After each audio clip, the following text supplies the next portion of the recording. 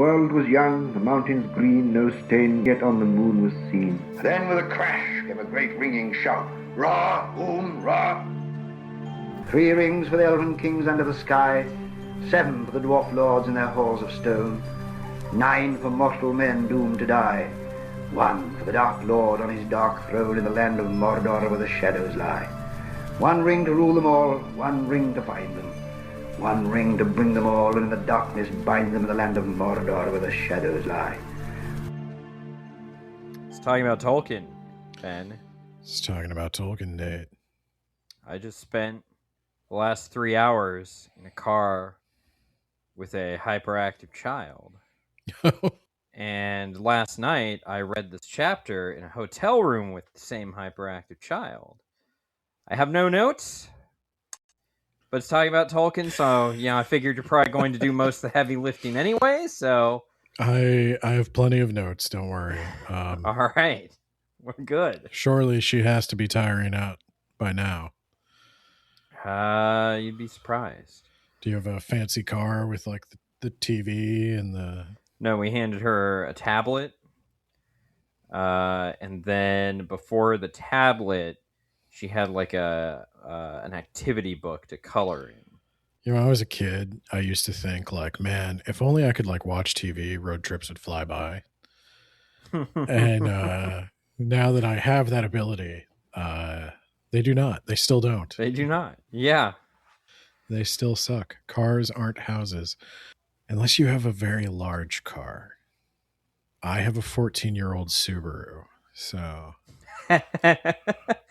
Nice. No, I do not have a large car. I would imagine mine's even smaller than yours. I think you've been in my car. I've had it for quite a long... car? Yeah, I've had it for quite a long time. Yeah, I've been in that car then. No. I came down there like 10 years ago. Yep. Hey, you know what this car has that every other car doesn't? No payment. I own it. And that is just a hard thing to part with. Yeah. But speaking of my car, I have one more story. People love our stories. Not really. They always comment, skip to this time code. But, if you're that guy, go ahead and comment the time code down below. But I was driving to Sheetz today, and there is a Tesla supercharger thing in this particular Sheetz. And so I'm driving along, and this guy in his Tesla proceeds to drive, lengthwise across like 3 of the Tesla supercharging spaces. I have no idea what he's doing, so I continue driving along. And then all of a sudden, I out of the corner of my eye, I catch his Tesla flying at me, ready to T-bone me. And the only reason I was not T-boned is because I managed to like get out of the way. I managed to like steer my car almost into the building. And I can't prove it, but I suspect he was letting it auto park. And it just didn't think there was a car there and was just going to drive right into me. Because he wanted to back into the space. Is it difficult to back into a space? Is that where we're at now? He had probably... It got significantly easier when they put those cameras on the ass end of your car, so you could see from the perspective. Like you don't even have to use that mirror anymore. Well, the self-driving thing will auto park for you. Yeah, but I can park myself. Well, this guy couldn't, I don't think. Maybe he was parking himself. Maybe he just wasn't looking in front of him. But, yeah, he almost T-boned me. You honk? I showed... You need to lean on the horn. Oh, I showed him that shit. I showed him much of my middle finger. And I got out of my car. And I looked directly at his car. And he stayed in his car until I... had gone in the store and left. That is the correct move. I don't think I'm a very intimidating guy, but I think he knew he fucked up.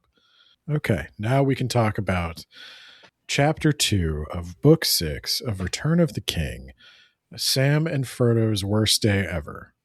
Sam and Yeah, Frodo's I no got good, very tired just bad day. listening.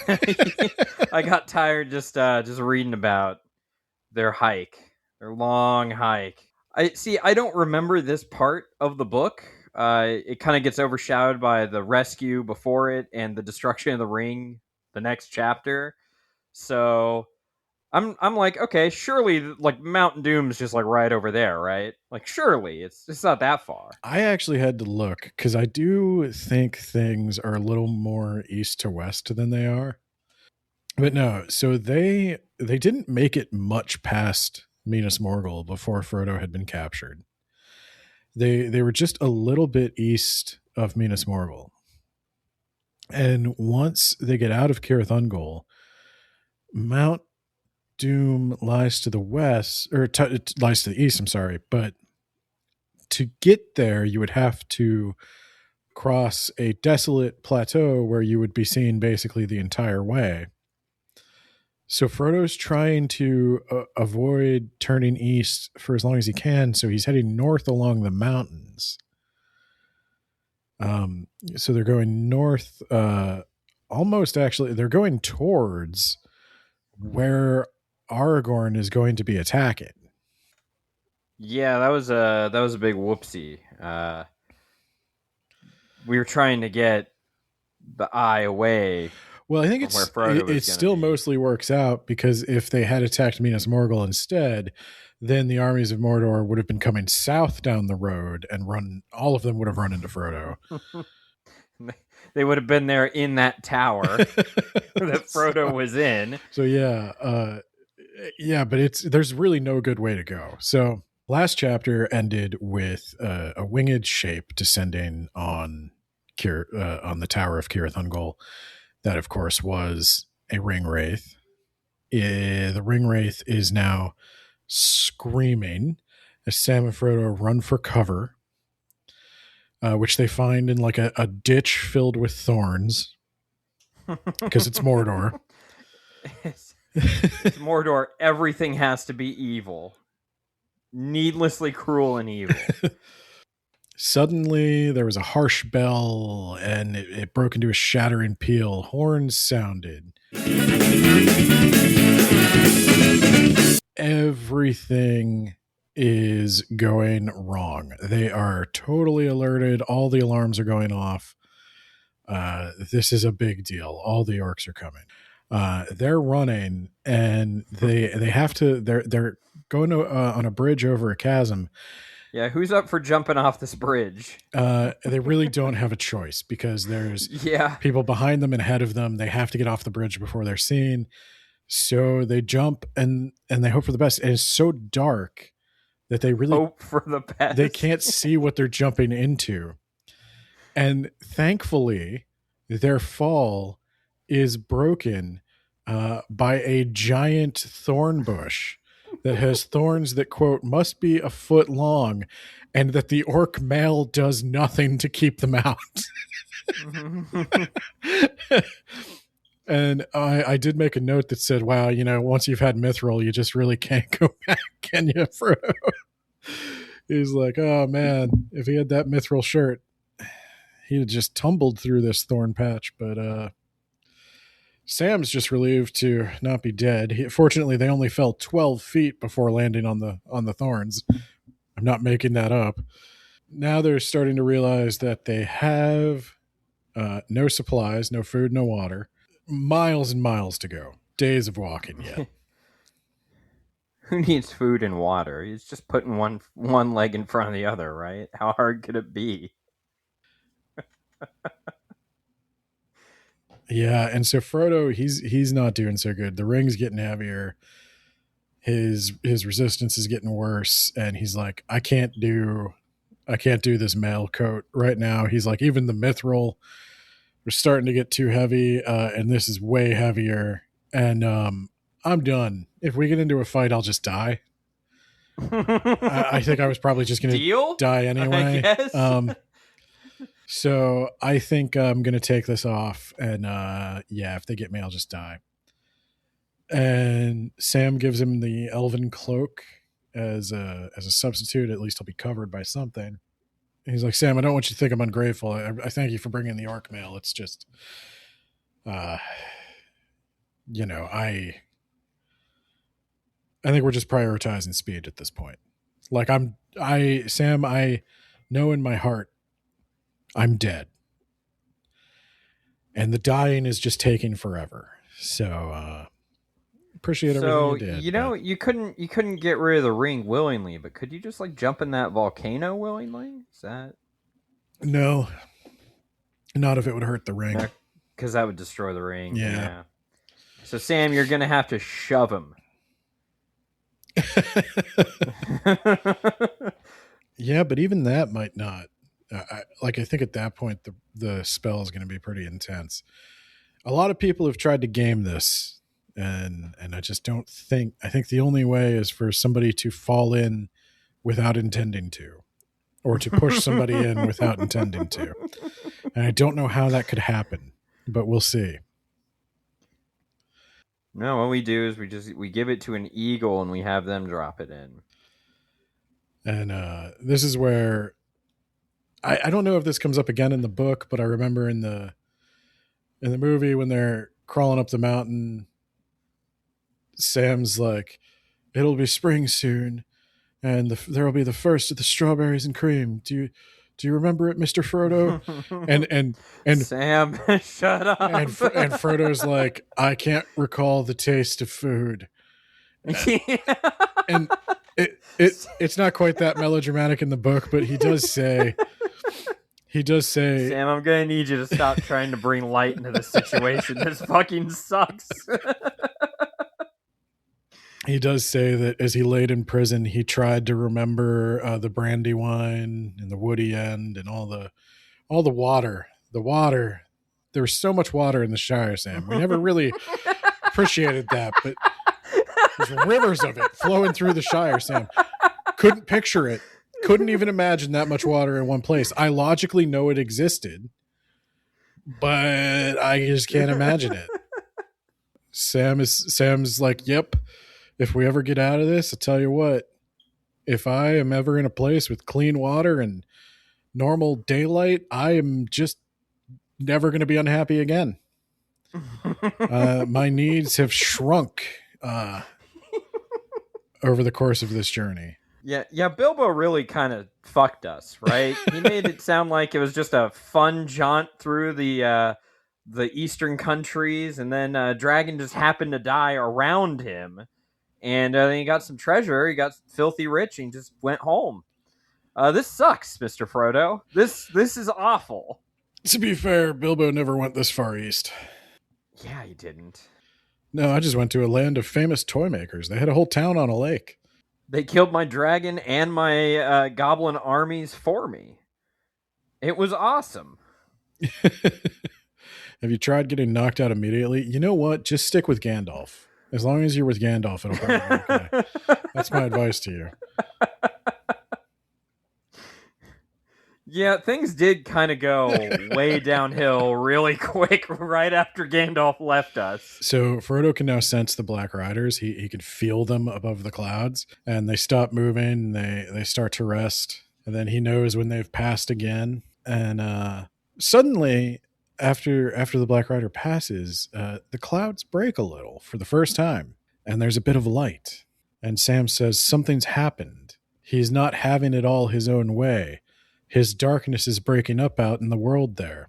And the narrator informs us that around the time Sam sees this sunbeam, it was the morning of the 15th of March, and over the Vale of Anduin, the sun was rising above the eastern shadow, and the southwest wind was blowing. Theoden lay dying on the Pelennor fields. And in about 5 minutes, the Dark Lord's about to have an unpleasant surprise.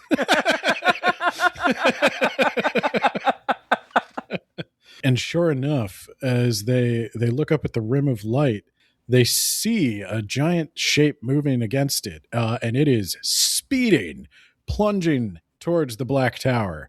It sent out a long, shrill cry, the voice of a Nazgul. But this cry no longer held any terror for them. Fuck It was a cry of woe and dismay. Ill tidings for the Dark Tower. The Lord of the Ringwraiths had met his doom. And Sam's like, what did I tell you, Mr. Frodo? The war's going well. Even one down, 8 more. No, he says, Shagrat said the war was going well, but Gorbag wasn't so sure. I remember them talking about that, Mr. Frodo. I think things are looking up for us. Does that give you some hope, Mr. Frodo? And instead of making something up, I'll just read what Frodo says because it's funny enough on its own. Yeah. Well, no, not much, Sam, sighed Frodo. That's away beyond the mountains, and we're going east, not west. I'm so tired, and the ring is so heavy, Sam. And I begin to see it in my mind all the time, like a great wheel of fire. And Sam's spirits sink once again. And he gives him the last of the well, not the last of the elf bread, but he gives him the elf bread. And remember those crumbs on your cloak, Sam? You remember how hungry I was? And he does give him the last of the water. So help me remember, because I do not remember the movies around this time, because I was very fixated on those crumbs. How much of this is covered by the movie? I remember the rescue, but don't we just like fast travel when we're at Mount Doom, or was there more to it? Was this chapter There was more to it. When they fall in line with the orc band, that is in the movie. Okay, so I do not remember. The movie doesn't have much of this part. The movie has them start to walk off. Basically, the movie has the part where they walk to the top of a hill and they look down and they see the camps. And Frodo says, I don't know how we'll ever get through that. And Sam says, let's just start with getting down this hill and then we'll figure it out. Once they sort of position it so like as they're walking down into that, they walk down close to the town. It's there they get spotted and they think they're deserters or whatever. Yeah. I'll talk more about that when we get there. So as they're walking, they do eventually find water. And the water is oily and bitter, but they don't notice.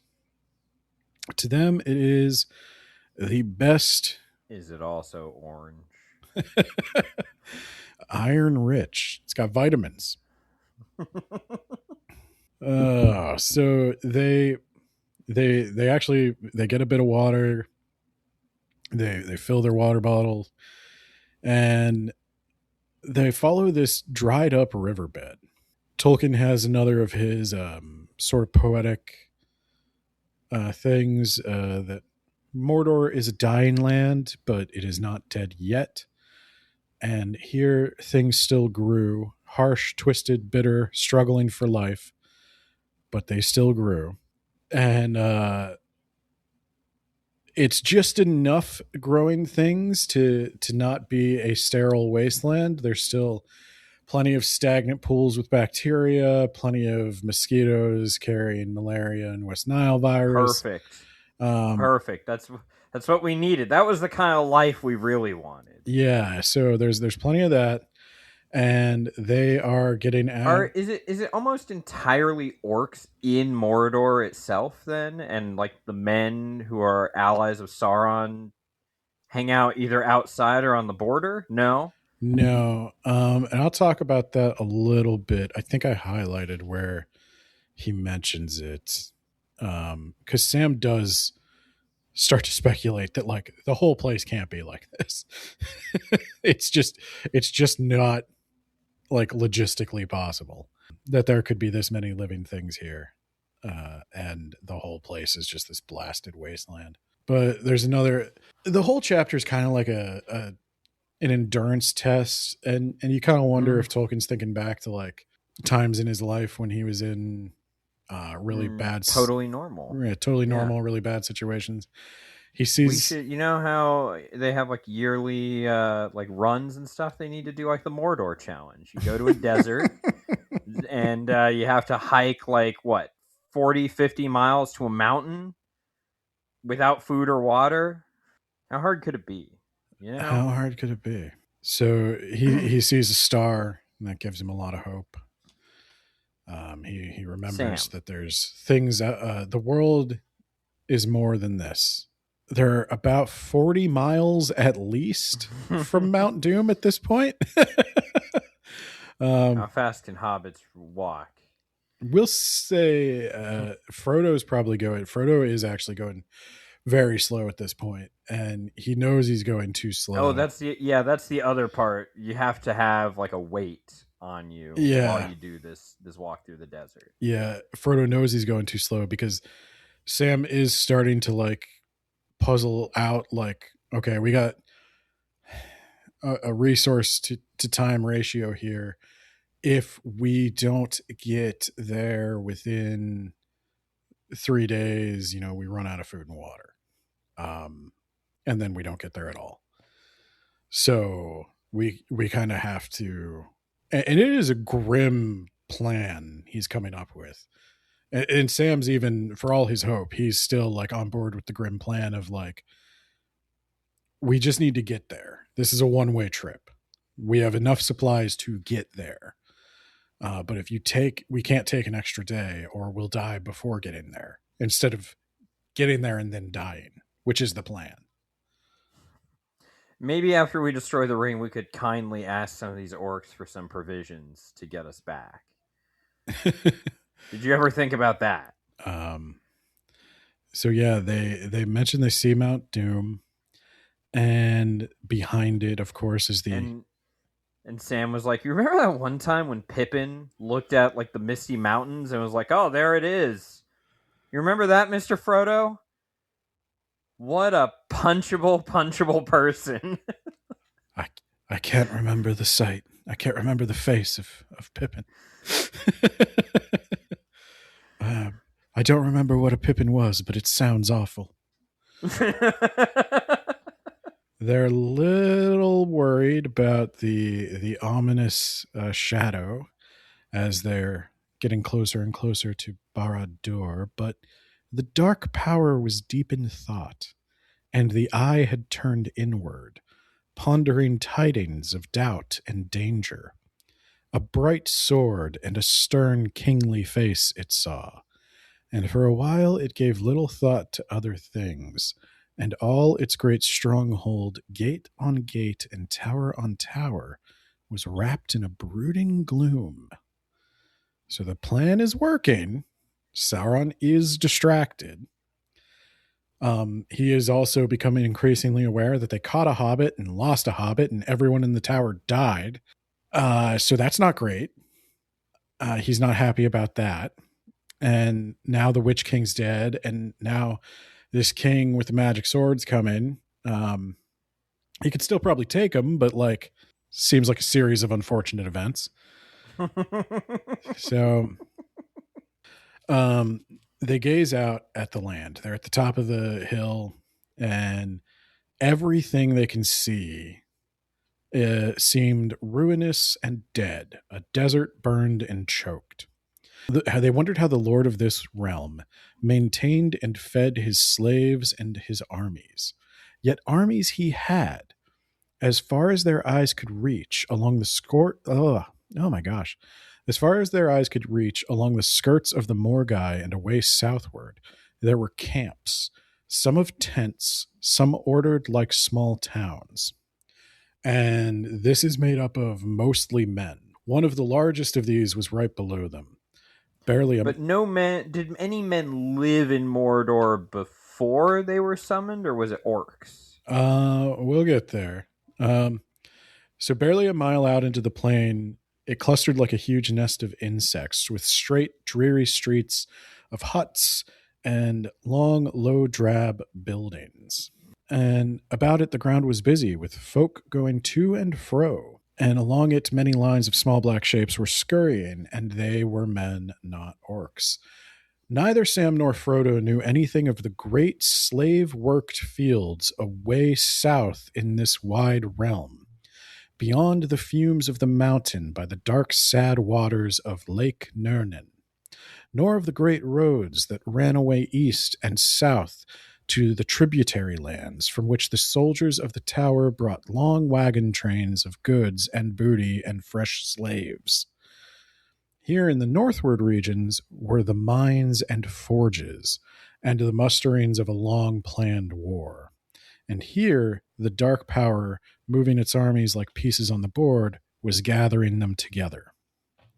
So Mordor is a factory.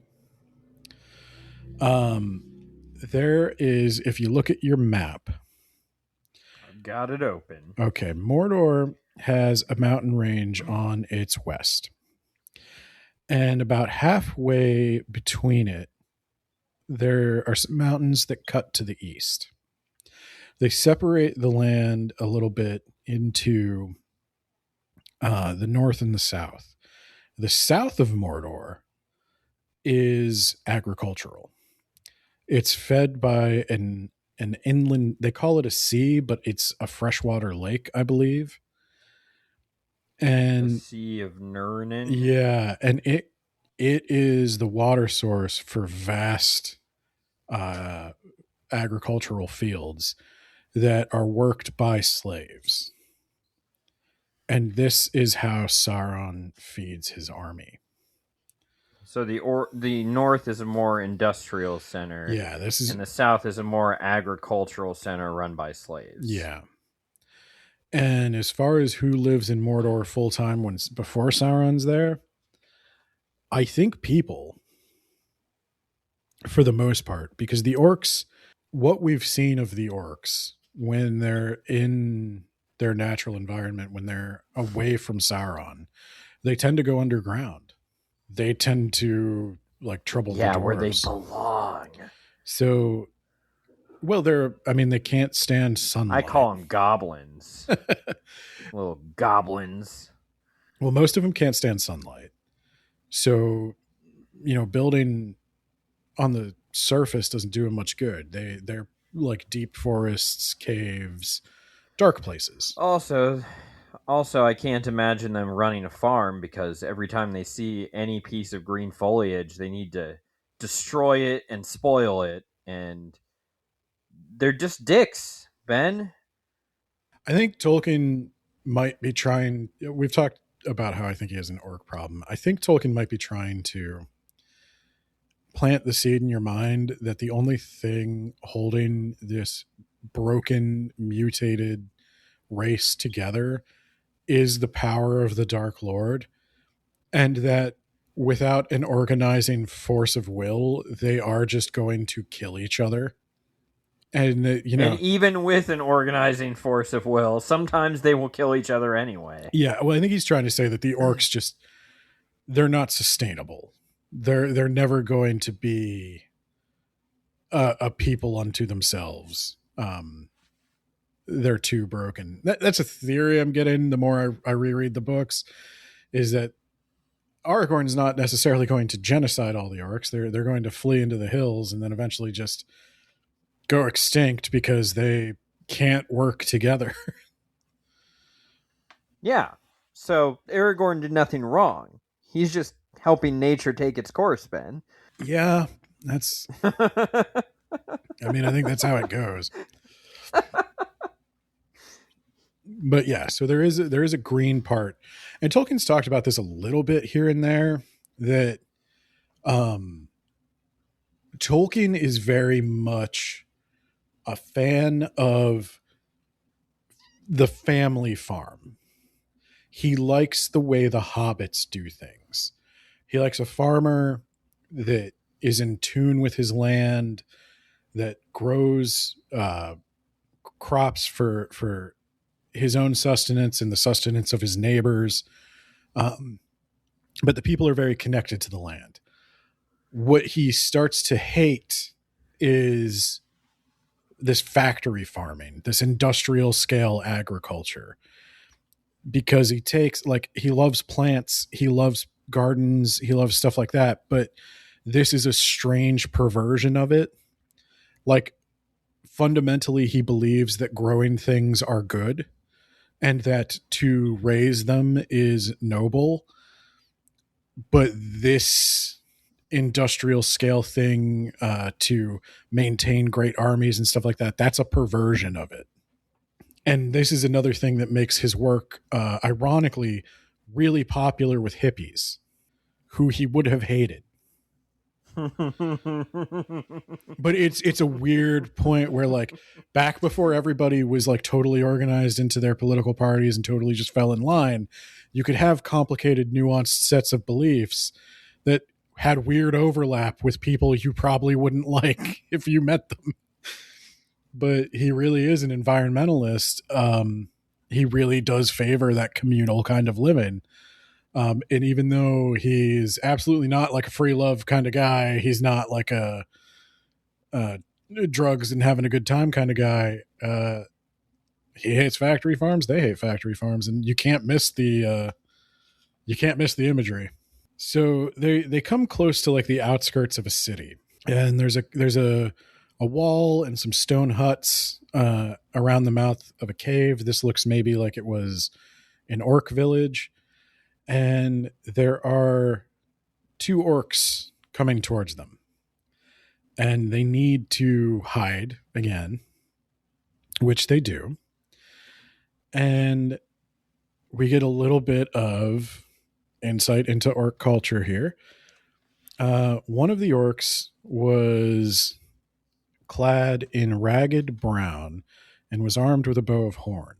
It was of a small breed, black-skinned with wide and snuffling nostrils, evidently a tracker of some kind. The other was a big fighting orc, like those of Shagrat's company, bearing the token of the eye. He also had a bow at his back and carried a short, broad-headed spear. As usual, they were quarreling, and being of different breeds... You might be right. And being of different breeds, they used the common speech after their fashion. So there's apparently multiple orc dialects. There is a point we'll get. It wasn't so that in case there are non-orcs overhearing this conversation, they could record it for a book later. That's true, because Sam can't put on the ring for its translation magic. But it is interesting because Tolkien will get... In the appendix, we'll talk about this, because I double-checked and it was in the appendices. Sauron, he needs a language for his people. Or Morgoth, I think, needs a language for his people. I think it's Morgoth who invents the black speech. Maybe I'm wrong about that. But he wants everybody to use the black speech. He wants this to be like a... I make everything in mockery of God, you know. So if the Valar teach these elves language and the elves taught the men, I'm going to make my own language and it's going to be evil. Looks like Sauron, according to Google. I mean, who knows? Could be. It's going to be evil. One of those assholes was like, yeah, we need to have an evil version of this. Yeah. Point is, it never caught on. he couldn't. It turns out it's really hard to force people to speak a made up language. And you have to make that part of the culture, like Klingon. And basically, the only people who reliably use it are, Sauron, his human captains, and the Ringwraiths, the people who are trying to suck up to him. Yeah, the orcs couldn't give a shit.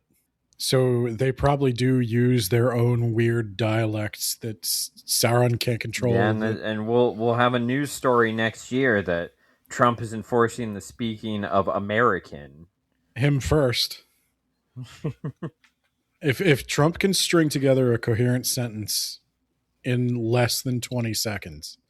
Age is just a number, Ben. Yeah.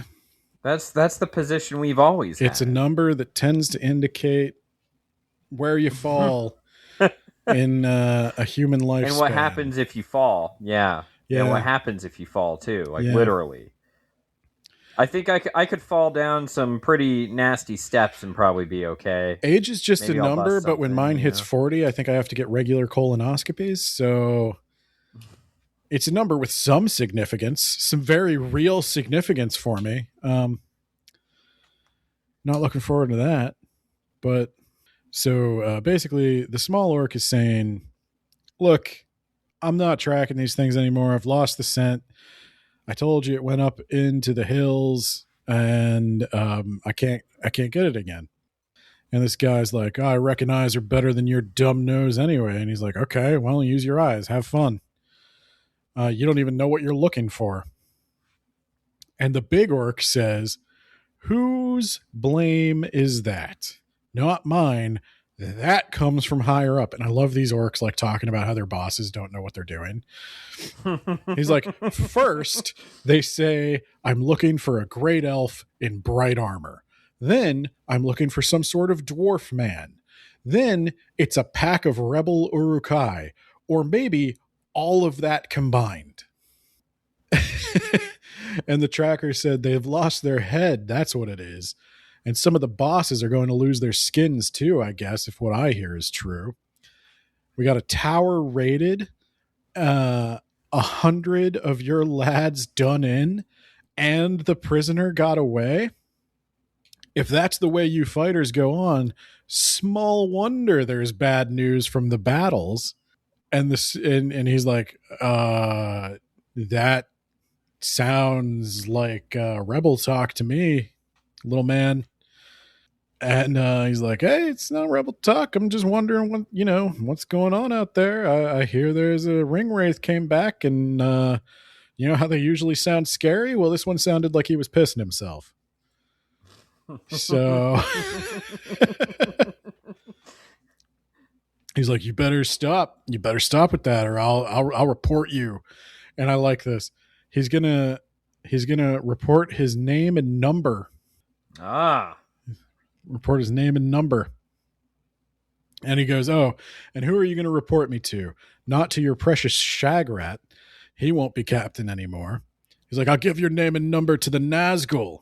One of them's in charge of the tower now. And he's like, oh, the Nazgul. Right, yeah. Well, tell you what, you do that. What I hear is the number one Nazgul just got his ass kicked. So I don't think the Nazgul are going to be a problem for very much longer. It seems like once these elf kings get here, we're all dead anyway. And that's when the big orc jumps at him with the spear. And the little orc falls back with a Legolas maneuver and just shoots him. You might have something to it with the whole, without a Dark Lord, the orcs are going to just turn on each other. Well, and kind of what I've gathered from this interaction is that the small orcs seem to be, and I do hate using the term breed for sentient creatures, but they seem to be descendants of the orcs that Morgoth initially created. And these larger Uruks seem to be the new model that Sauron and Saruman have come up with. Yeah, but they're different from Urukai, right? Urukai are Sarumans. Yes. Uruks are Saurons. Now, and the difference is, I think, Saruman created a strain of orc that could endure sunlight. I don't think Sauron's can.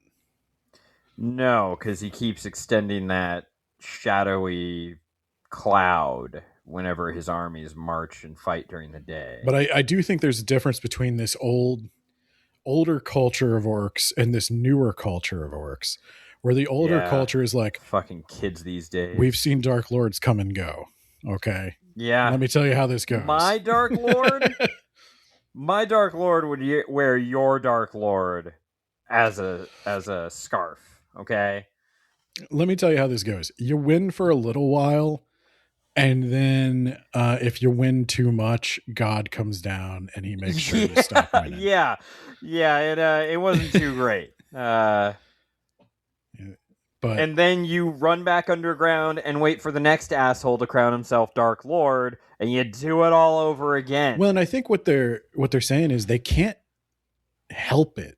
Like they're trapped here. Many of them want to run away, but when Sauron rises to power, he can call on whatever evil Morgoth poured into them in their creation, and he can compel them to come to him. And he could force them to be here, and they don't want to be here, and they don't like him, and he doesn't like them. And they know this. The Uruks are the only ones who are kind of gaslit, thinking and that is why I don't use the dark speech or the black speech. What, am I going to get a promotion?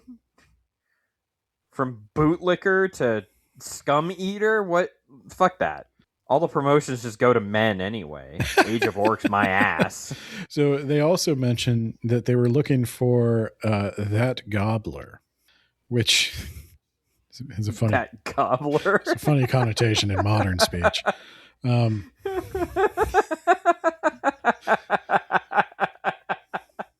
It sounds like a particular kind of insult these days, I think.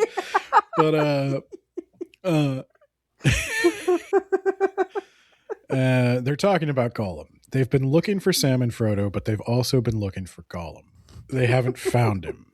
They're pretty sure they even shot Gollum. And Sam is like, I'm going to use that. If we see him again, I'm not calling him Gollum. I'm calling him Gobbler. What's up, Trout Gobbler? No, so Sam's like, did you hear that, Mr. Frodo? I told you Gollum wasn't dead. And he's like, Frodo's like, actually, yeah, you did mention that. And I wanted to ask you, what the hell happened before I was in that tower?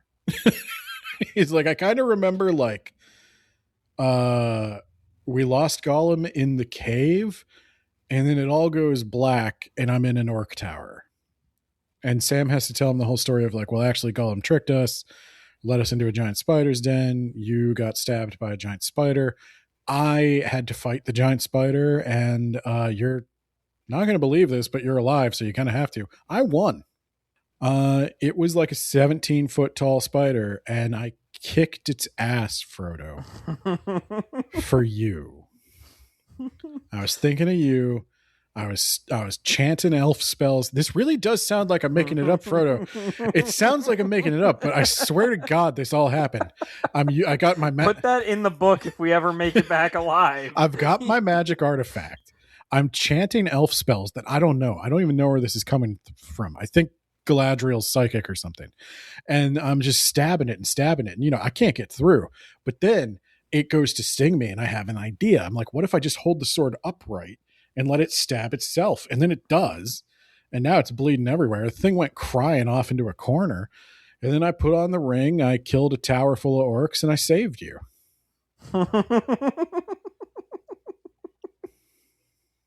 Put that in the book.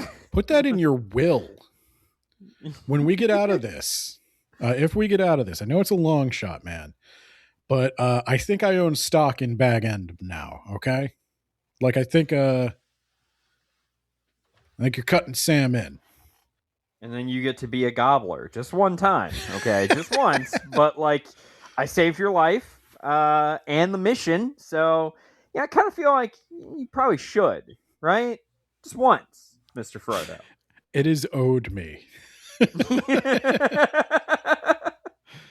So, oh God, then my eyes land on, and I shall need both hands in the Blind Knight.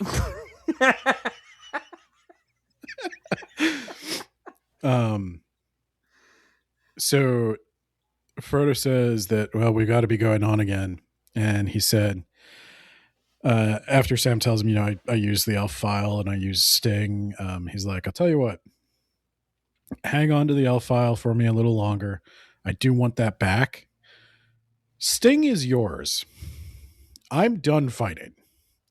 If we get into another fight, I'm just going to die. I can't even imagine anything that could ever force me into some kind of brawl again. Sam sneaks off to get water while Frodo sleeps, and he takes Sting with him. He does find water, but as he gets back, there's a shape crawling towards Frodo. And Sam unsheathes Sting and runs at it. He's like, I'm going to kill this guy. He knows it's Gollum, and he's like, I'm going to kill him this time. And Gollum skitters off. He's like, God damn it. Well, Mr. Frodo, we're definitely going to have to sleep in shifts from now on. And he's like, absolutely, Sam. I agree with you. It's my turn. You go to sleep. Sam wakes up the next morning. Frodo is dead asleep. Frodo is not really reliable anymore. But now things have started to move. There seems to be some energy in the camps around them, and it is Sauron mobilizing his forces to meet the captains of the West. And they're like, I don't know what we do. If we cross this bridge, we're going to be super visible. And Sam basically says, we got to go. There's no more waiting. There's no more time. There's no more resources. We just have to go. And Frodo, again, he's kind of got that death wish. He's like, yeah, let's do it. Let's see what happens. They get to the other side, but then there's a line of guys marching down, and they try to hide in the ditch, but this time they get spotted. And there is an Uruk that spots them and tells them, he's like, hey, you two. He thinks they're one of the small orcs. He's like, get up. Yeah, the fucking old man. Back in my day, we had a stronger Dark Lord. Yeah, where is he now, idiot? Sauron, ride or die. And he's like, get up, go. And they start walking with it, but they're actually kind of jogging, and Frodo is not in a jogging position. So they're jogging as much as they can, but Frodo is 100% gonna fall, and as soon as he falls, that guy's gonna whip him, and Sam's gonna kill that guy. That's Sam's plan. He's like, I know we're gonna die, but he's like, I'm gonna get that guy first. And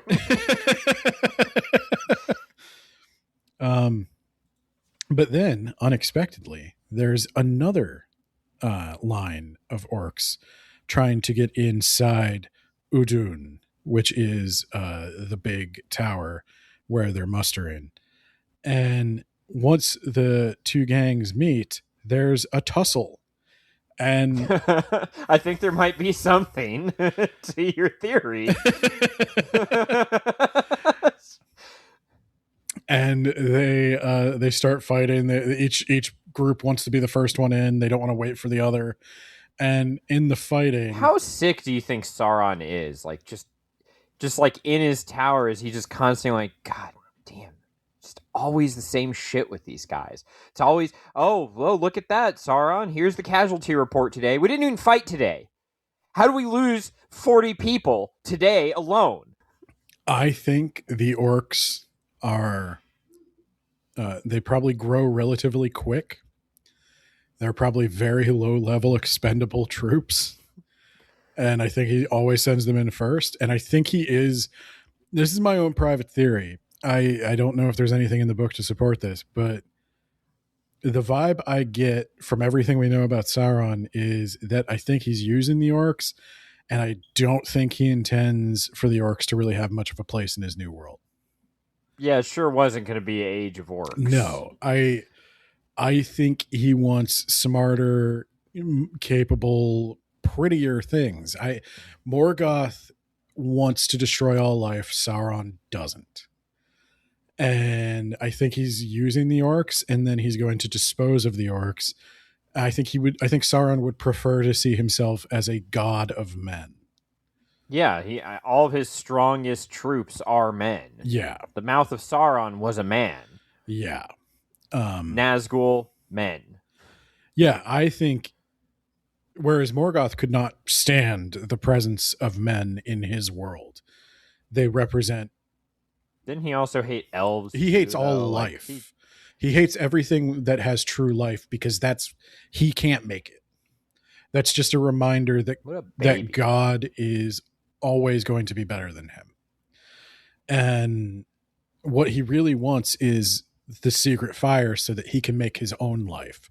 He doesn't want Iluvatar life in his planet.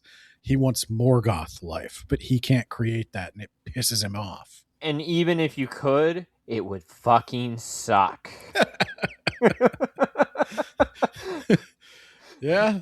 Hard truth. Your life would suck. Well, Morgoth, he's definitely a guy who could have been like, it could have really been something if he didn't just keep doubling down every time he was wrong. That's it's more apparent in the Silmarillion, but yeah, Sauron's different. Sauron, he doesn't hate men.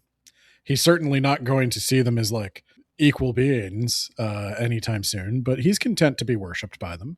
And so yeah, they get away in the scuffle, and they crawl off just out of sight of the tower, again into a shallow pit. And Frodo, lot of those. Frodo collapses and does not get back up. He is unconscious. The equivalent of this in the movie is I can't carry the ring, but I can carry you, Mr. Frodo. No, in the movie, they're in their orc armor. They fall in with this line of orcs that's marching, and then one of the orcs shouts, "Inspection." They're doing a random inspection mid-march. As you do. As you do. I don't know why they're doing inspections. It's unclear what they're inspecting for. I imagine an inspection would normally happen when you first form need to ranks. make sure your armor is polished, your weapons are sharp. We probably should have done that before we started marching. Yeah, because if it's not, I don't know what we're going to do about it now. But also, you're just going to have a dull sword and also it's like ass armor. It's funny in the movie because I think the guy doing the inspection has like really milky white weird eyes. And it's like half these orcs are like visibly crippled. And so I don't know, like, I don't know what inspection. It's like a word Peter Jackson has heard used in a military context before. And he's like, yeah, that's what they're going to stop and do an inspection. And then they're going to inspect them and find out that they're not orcs. And so this is roughly matching the beat where Frodo can't run anymore. And, instead of a fight just breaking out on its own, Frodo tells Sam to shove him. And Sam shoves Frodo into another orc, and then they just start shoving orcs and calling them names. And then eventually one orc turns around and punches the other orc, and they slide off. And at this point, they're like right next to Mount Doom then. Then they start climbing up the mountain. So it kind of ends. That's kind of how they handle this chapter. It's them climbing to the top. So the way it happens in the movie is they climb to the top, they look down, and they're like, I don't know how we're going to get across that. And it's like, let's just get down the hill first. And then it cuts back to the Aragorn story. And then when it cuts back, they're stuck in this line and they do this thing, and then they sneak off, and it cuts back to Aragorn. And I think that's where like the Mouth of Sauron scene fits in somewhere around there. So it's all out of sequence. Timelines are weird in the Jackson movies. But yeah, that is it. It is a chapter of just misery. It's just describing like the worst hiking conditions you can imagine. You've got, like, imagine you're hiking Death Valley. Occasionally you got to deal with cannibalistic hill people coming down to hassle you. Every time you find water, it's super polluted. You're just trying to make it from one ditch filled with poisonous thorns to the next. And then eventually you get to Mount Doom. And then all you got to do after that is climb a mountain. How hard could it be? Frodo is pretty hard. He's going out of his way to describe it as being pretty hard. Yeah, next chapter, Mount Doom. And we get to find out if Frodo can destroy that ring. I have a good feeling about it. Considering the book goes on for a while, I No, the next 7 chapters are just misery. Yep, he's still dead. Yep, he's still in that ditch, dead, where They're not- where he was left. they're not happy memories. Or I think it's implied at one point that Grima might have eaten Lotho Sackville Baggins. Well, Frodo's pretty checked out at that point. He does not give a shit about anything in the Shire that's going on. I can't remember the taste of human flesh. All right. Look, I just defeated, not even me, some sort of like monster hobbit thing. Defeated the closest thing to Satan we're ever going to come to. I don't give a fuck about the Sackville Bagginses. I don't care. Could not care less. You guys work out this Sharky business, I'm out. I'm going west. The road goes ever on and on, down from the door where it began. Now far ahead the road is gone, and I must follow it, if I can, pursuing it with eager feet until it joins some larger way, where many paths and errands meet. And whither then, I cannot say.